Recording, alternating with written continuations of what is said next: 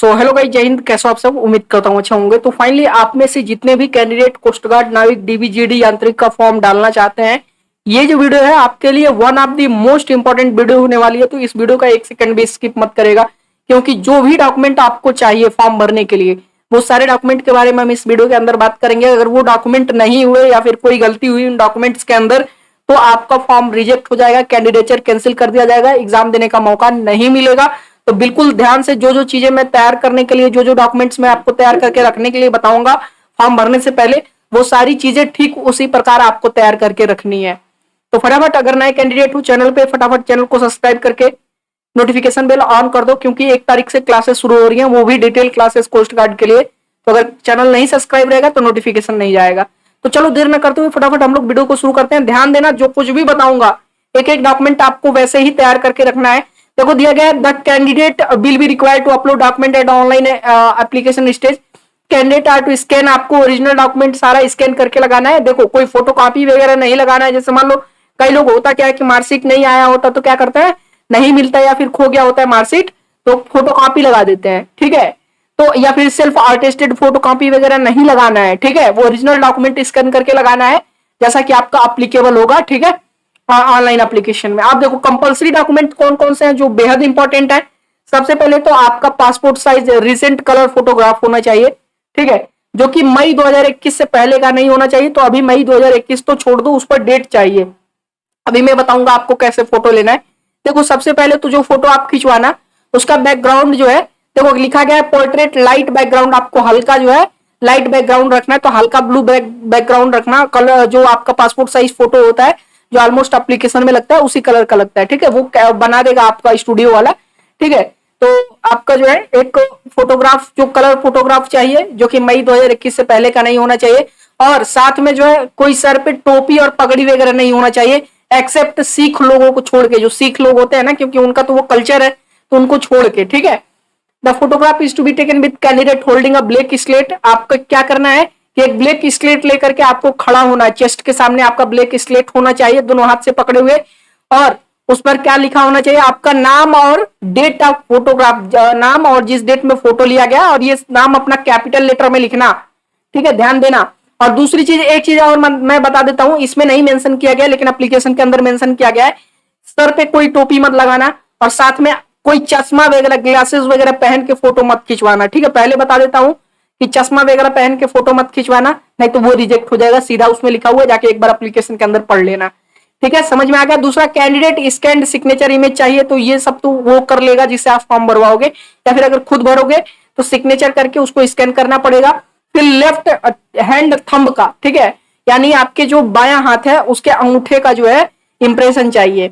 उसके बाद date of birth certificate चाहिए आपका। तो डेट ऑफ बर्थ सर्टिफिकेट के लिए क्या जरूरत होता है, वहां पे आपको 10वीं की मार्कशीट, या फिर आप अगर बर्थ सर्टिफिकेट अगर आपका बना हुआ है तो लगा सकते हो, ठीक है। तो मार्कशीट या सर्टिफिकेट 10वीं का लगा देना, बर्थ सर्टिफिकेट मत लगाना, बहुत टेंशन हो जाता है।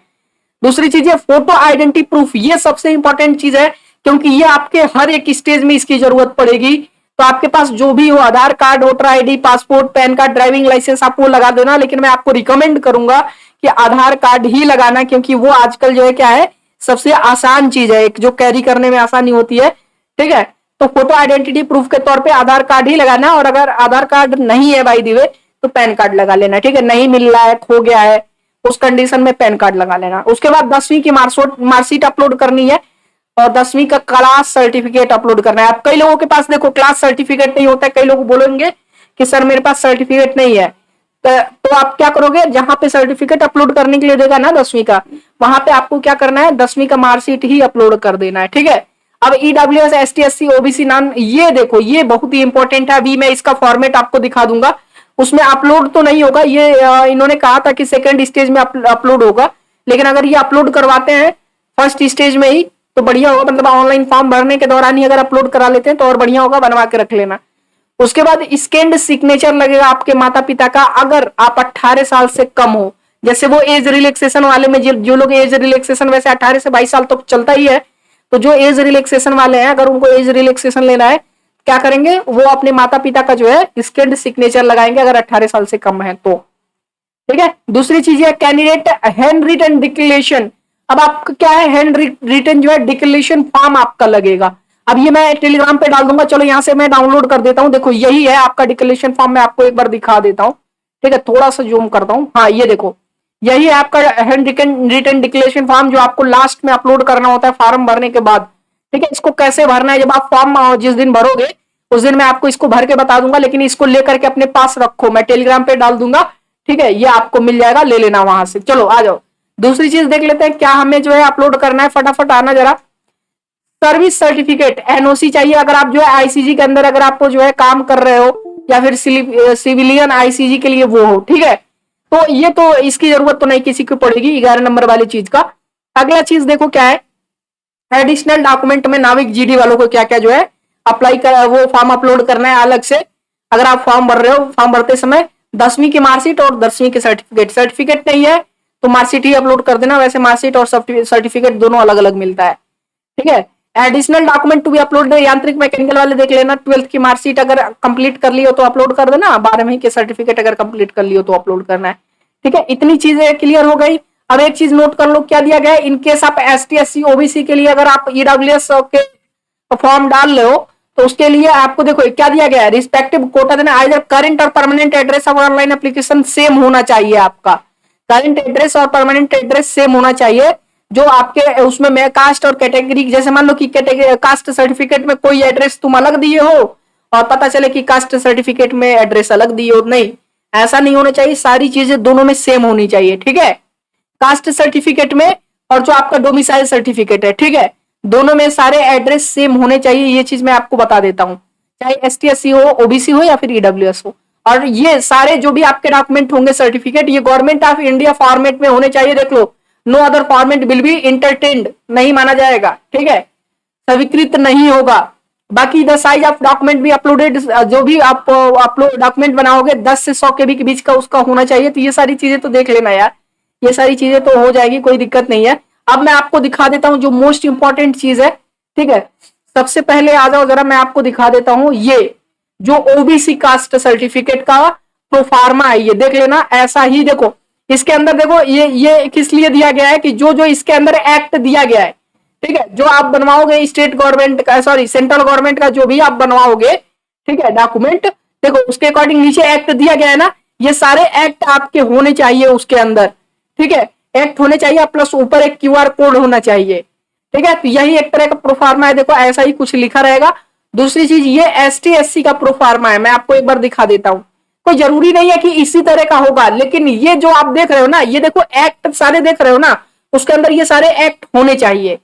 समझ गए, द कॉन्स्टिट्यूशन आर्डर 1950 का, शेड्यूल ट्राइब्स का, कास्ट का, ये सारे होने चाहिए। ठीक है, इनमें से जो भी आपके लिए मतलब वहां पे जो भी अप्लाई होगा आपके स्टेट में, वो सारे इसमें होने चाहिए। ठीक है, और उसके बाद आ जाते हैं ईडब्ल्यूएस वालों के लिए। अब एक चीज मैं आपको बता देता हूँ, आप लोग पूछोगे कि वैलिडिटी, कई कई लोग पूछते हैं कि वैलिड फॉर, ठीक है, कि कितने साल के लिए वैलिड है। तो एक चीज मैं आपको बता देता हूँ, जहां तक मैं जानता हूँ कि सेंट्रल कास्ट सर्टिफिकेट 1 साल के लिए वैलिड होता है। अब देखो इसमें ईडब्ल्यूएस वाले में तो आपको पता ही है कि ये सिंगल जो इकोनॉमिकल ईयर के लिए होता है, 1 अप्रैल से अगले साल 31 मार्च तक ये वैलिड होता है।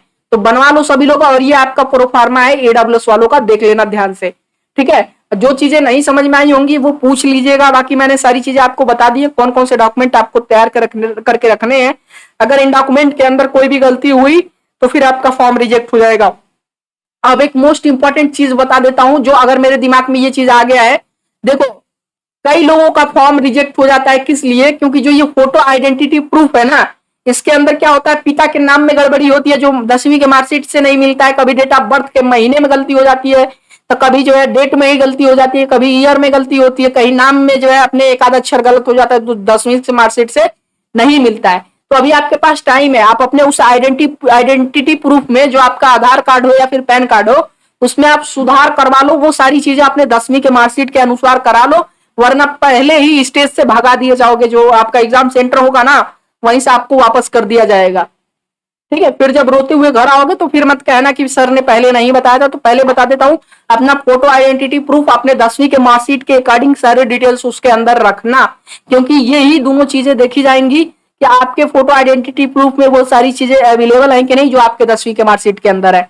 ठीक है, ये सबसे इंपॉर्टेंट चीज है जो मैं आपको बताना चाहता था इस वीडियो के अंदर डॉक्यूमेंट्स के लिए। ठीक है, फिलहाल के लिए वीडियो पसंद आया तो वीडियो को लाइक कर दीजिएगा, शेयर कर दीजिएगा, और बहुत जल्द 1 तारीख से आपकी क्लासेस शुरू हो रही है, वो भी detail math, science, English, GK सारी चीजें चलेंगी, और आप तैयार रहिएगा। फिलहाल मिलते हैं फिर नए वीडियो में, तब तक के लिए धन्यवाद।